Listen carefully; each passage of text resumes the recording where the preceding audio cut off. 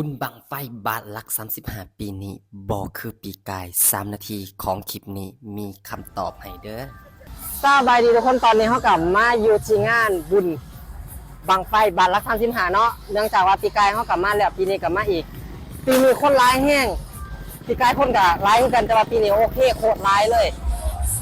ปีนี้ก็คิดว่าสิใหญ่กว่าปีกายเนาะพอมาฮอดแล้วก็ได้ยินเด็กน้อยหลายๆคนเขาบอกว่าปีนี้นะ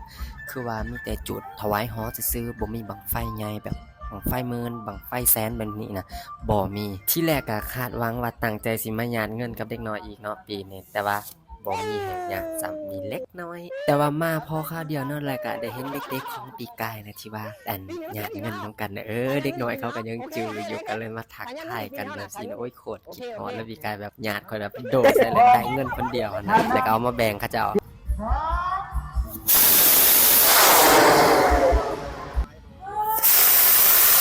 บังไฟบังนี่ก็คือแบบว่าเข้าเจ้ามัดแน่นเกินนะจนมันบกขึ้นมันก็เลยอยู่คาหางเลยนะ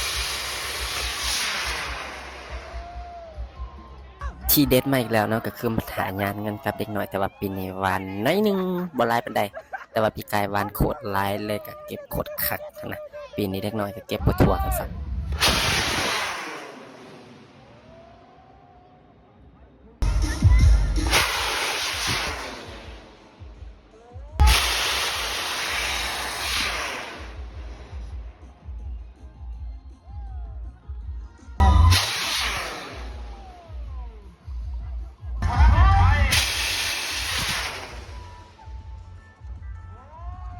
อาจสิมีคนในคลิปถามเนาะว่าบังไฟเบิดสมีบ่กายังอยู่เนาะแต่ว่าเขาเจ้ายังบ่ทันจุดนะก็สิมีอยู่ประมาณ 4-5 บังนี่แหละก็เลยแบบว่าบ่ท้าทายซะมันก็ค่ำแน่แล้วออกมาเลยก็บรรยากาศก็สิประมาณนี้เนาะเขาเจ้ากินลิ้นอยู่ในกลางเดินนะก็ม่วนคือคืนดีนะสำหรับคลิปนี้ก็สิมีอยู่ประมาณส่ำนี้เนาะซุมเจ้าปีหน้าค่อยว่ากันใหม่เนาะปีนี้ก็เพิ่นน่ะจุดถวายฮอซื่อๆเพิ่นว่าบ่ได้จุดบังไฟใหญ่นะ